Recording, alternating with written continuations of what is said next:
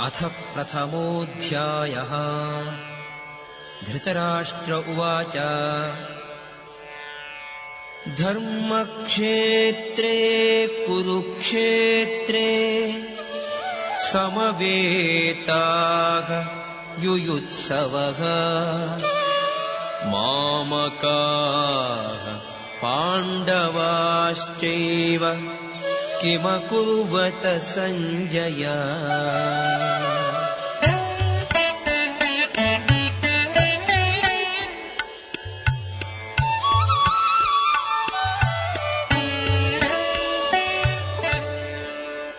संजय उवाच दृष्ट्वा तु पाण्डवानीकम् व्यूढम् दुर्योधनस्तदा आचार्यम् उपसङ्गम्य राजा वचनमब्रवीत्।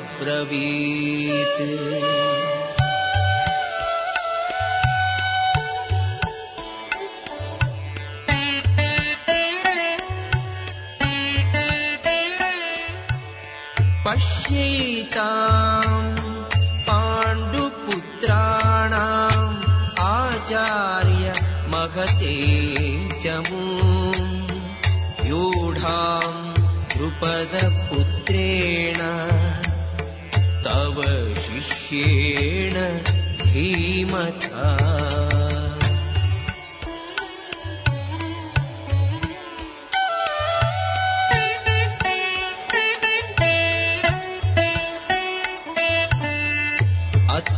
शूरा महेश्वासा भीमार्जुनसमायुधि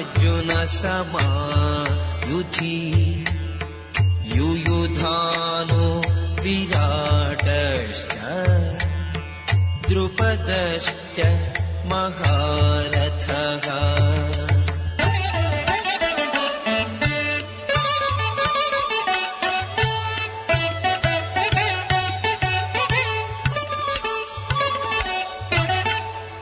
धृष्टकेतुः चेकितानः काशिराजश्च वीर्यवान् पुरुजित् कुन्तिभोजश्च शैब्यश्च नरपुङ्गवः।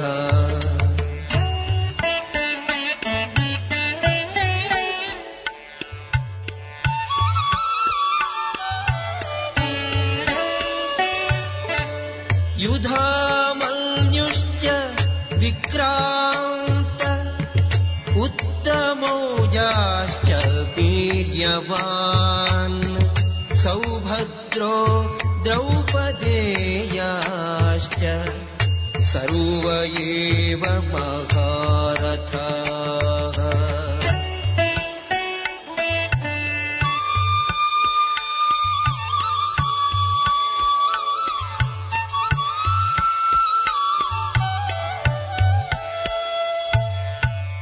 अस्माकं तु विशिष्टाये तान्निबोध द्विजोत्तमा नायका मम सैन्यस्य संज्ञार्थं तान् ब्रवीमि ते।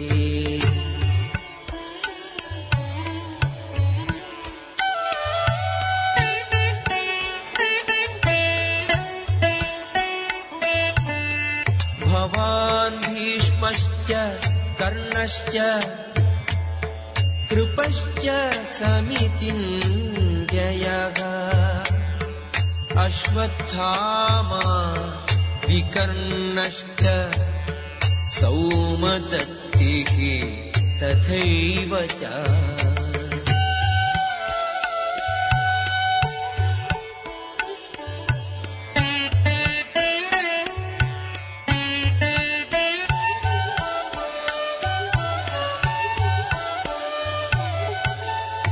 अन्ये च बहवः शूराः मदर्थे त्यक्तजीविताः नानाशस्त्रप्रहरणाः सर्वे युद्धविशारदाः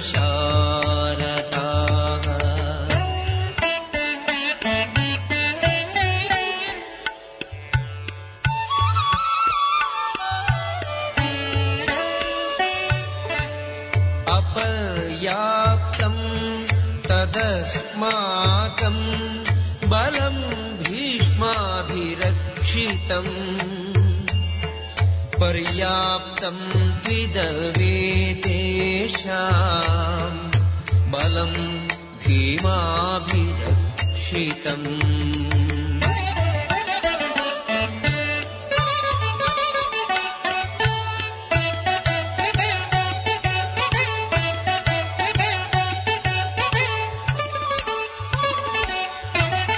अयनेषु च सर्वेषु यथा भागम् अवस्थिताः भीष्ममेवाभिरक्षन्तु भवन्तः सर्व एव हि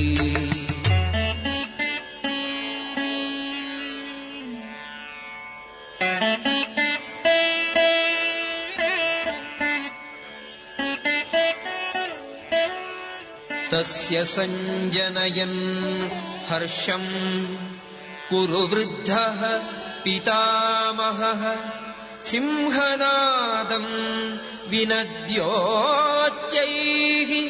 शङ्खम् दद्मौ प्रतापवान्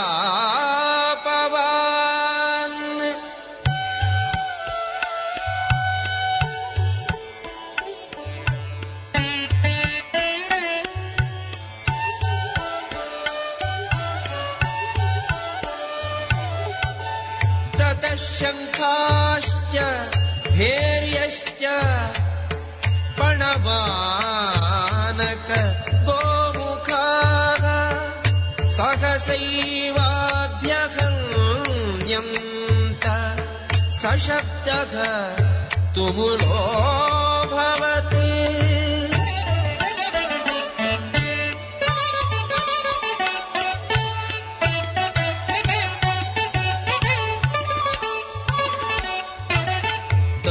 श्वेतैः भयैर्युक्ते महति स्यन्दने स्थितौ माधवः पाण्डवश्चैव दिव्यौ शङ्खौ प्रदध्मतुः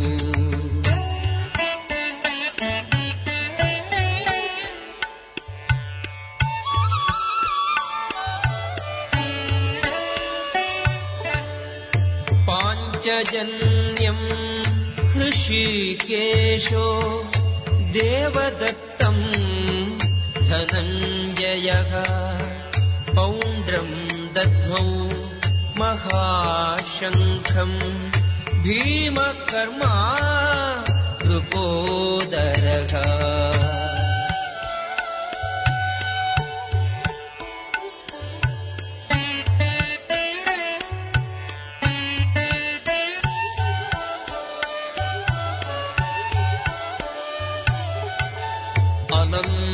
विजयम् राजा कुन्तीपुत्रो युधिष्ठिरः नकुलः सहदेवश्च सुघोषमणिपुष्पकौ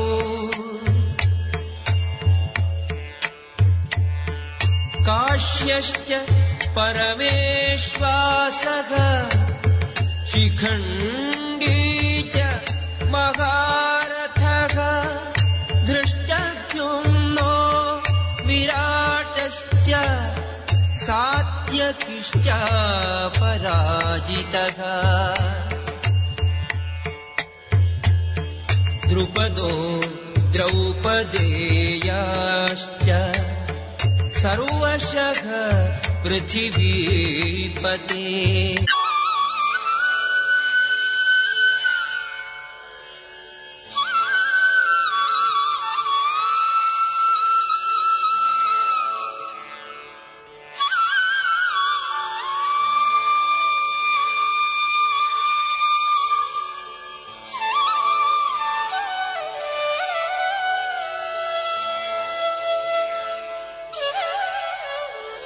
सघोषोधार्तराष्ट्राणाम् हृदयानि व्यदारयत् नभश्च पृथिवीं चैव तुमुलो व्यनुनादयन्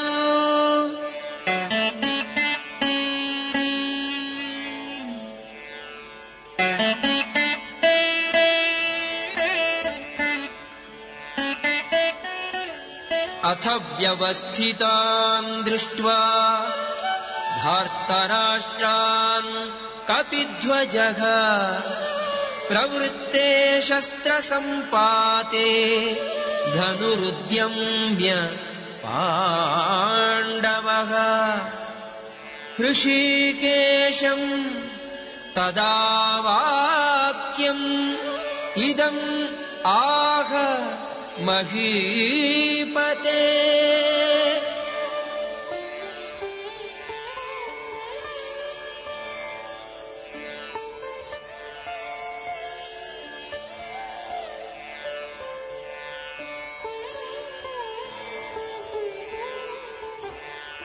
अर्जुन उवाच सेनयोरुभयोर्मध्ये रथं स्थापयमेच्युत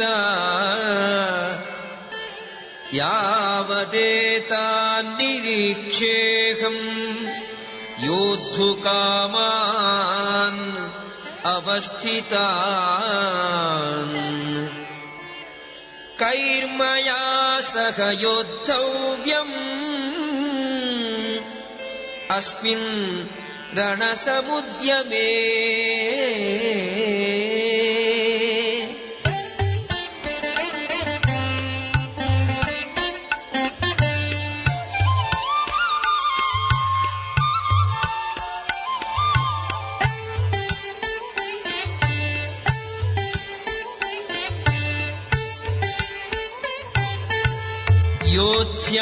योत्स्यमानान् अवेक्षेऽहम् ययेतेऽत्र समागताः धार्तराष्ट्रस्य दुर्बुद्धेः युद्धे प्रियचिकीर्षवः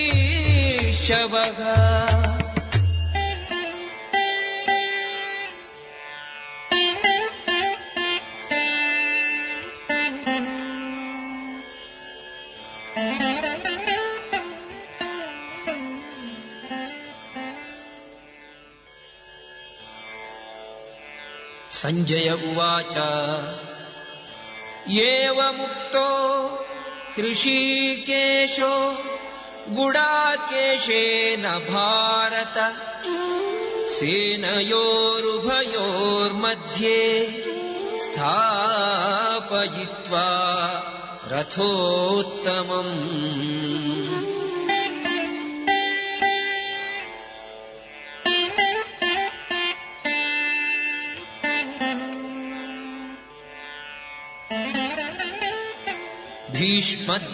भीष्मद्रोणप्रमुखतः सर्वेषां च महीक्षिताम् उवाच पार्थ पश्यैतान् समवेतान् कुरूनिति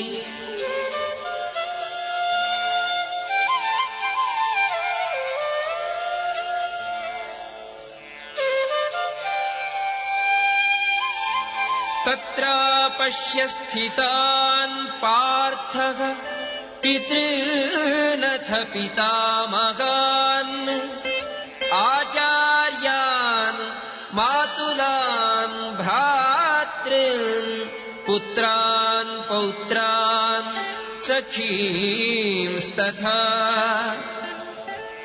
श्वशुरान् सुहृदश्चैव सेनयोरुभयोरपि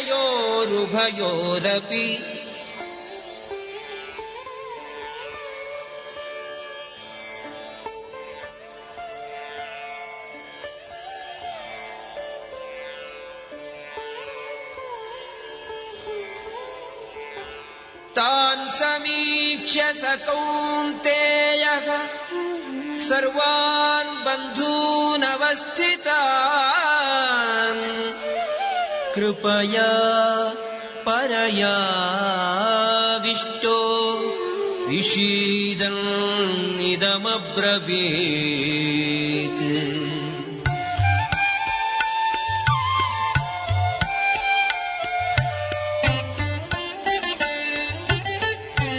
अर्जुन उवाच दृष्ट्वेमं स्वजनं कृष्णा युयुत्सुं समुपस्थितम् सीदन्ति मम गात्राणि मुखं च परिशुष्यति।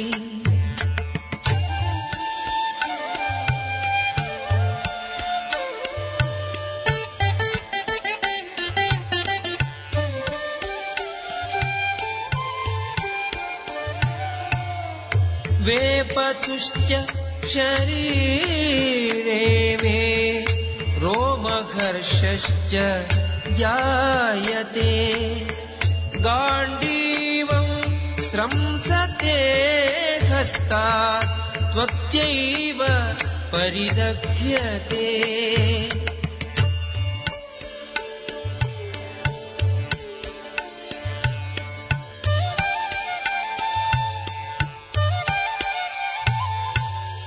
न च शक्नोमि अवस्थातुं भ्रमतीव च मे मनः निमित्तानि च पश्यामि विपरीतानि केशव।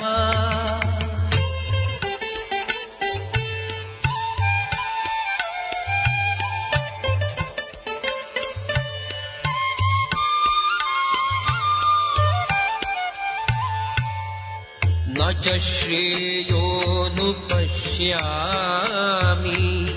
हत्वा स्वजनम् आहवे न काङ्क्षे विजयं कृष्णा न च राज्यं सुखानि च।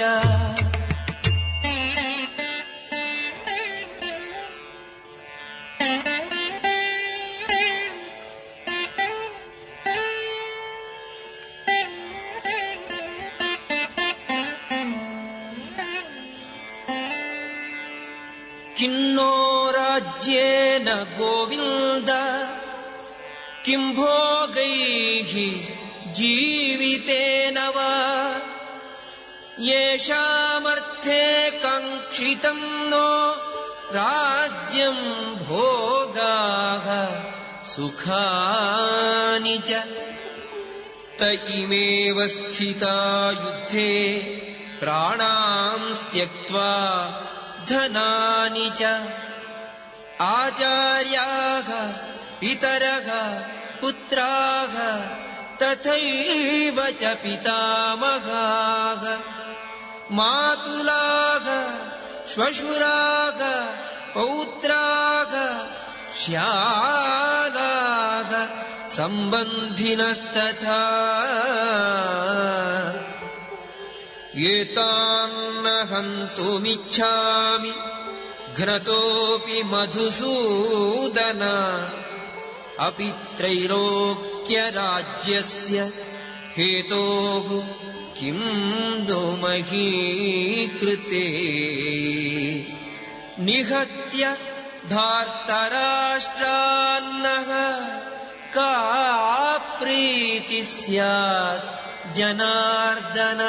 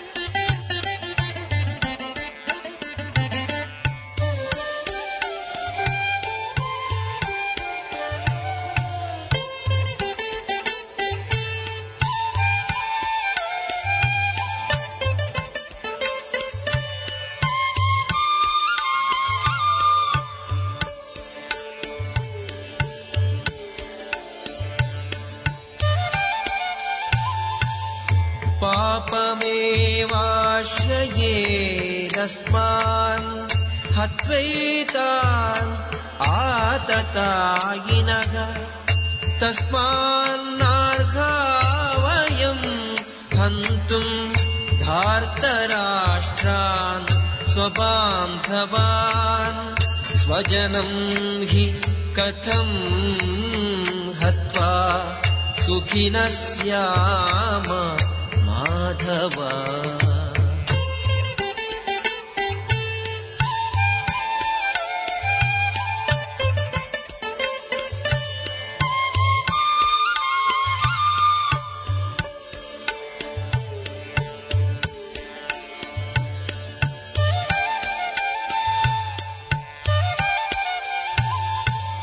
यद्यप्येते न पश्यन्ति लोभोपहत चेतसः कुलक्षयकृतम् दोषम् मित्रद्रोहे च पातकम् कथम् न ज्ञेयम् अस्माभिः पापादस्मात् निवर्तितुम् कुलक्षयकृतम् दोषम् प्रपश्यद्भिः जनार्दन।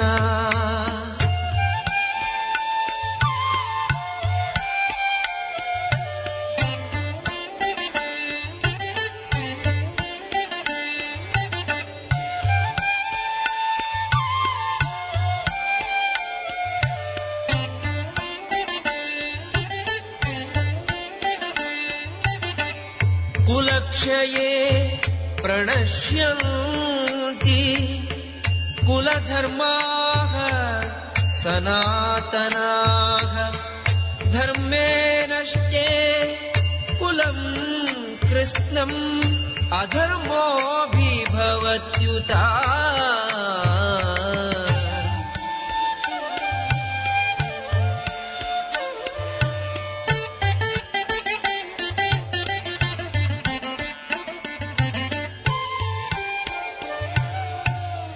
अधर्माभिभवात् कृष्णा प्रदुष्यन्ति कुलस्त्रियः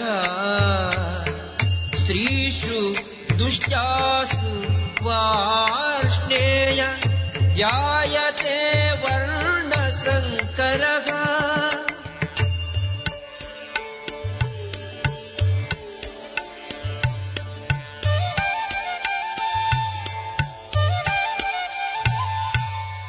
संकरो नरकायैव कुलघ्नानाम् कुलस्य च पतन्ति पितरो ह्येषाम् लुप्तपिण्डोदकक्रियाः।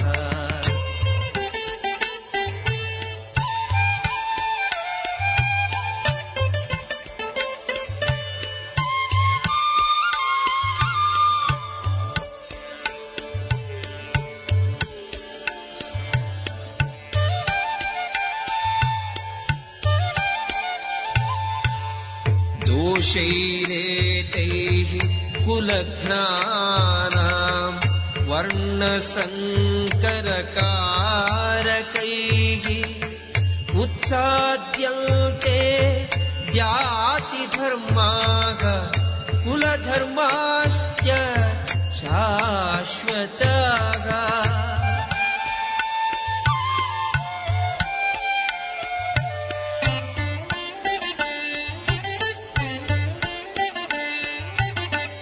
उत्सन्नकुलधर्माणाम् मनुष्याणाम् जनार्दन नरके नियतं वासो भवतीत्यनुशुश्रुमा।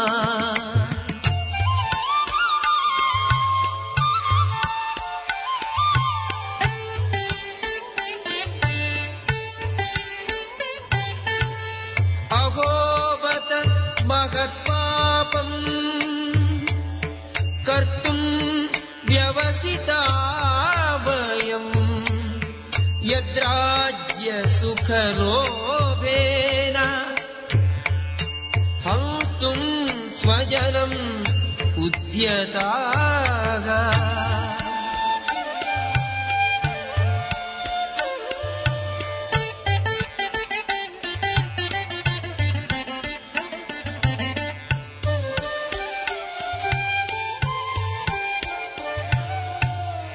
यदि माम् अप्रतीकारम् अशस्त्रम् शस्त्रपाणयः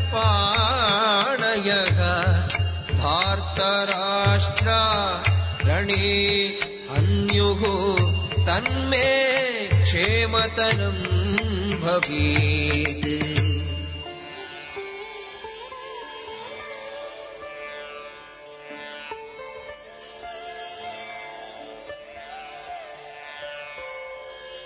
संजय उवाच एवमुक्त्वार्जुनः सङ्ख्ये रथोपस्थ उपाविशत् विसृज्य सशरम् चापम् शोकसंविघ्नमानसः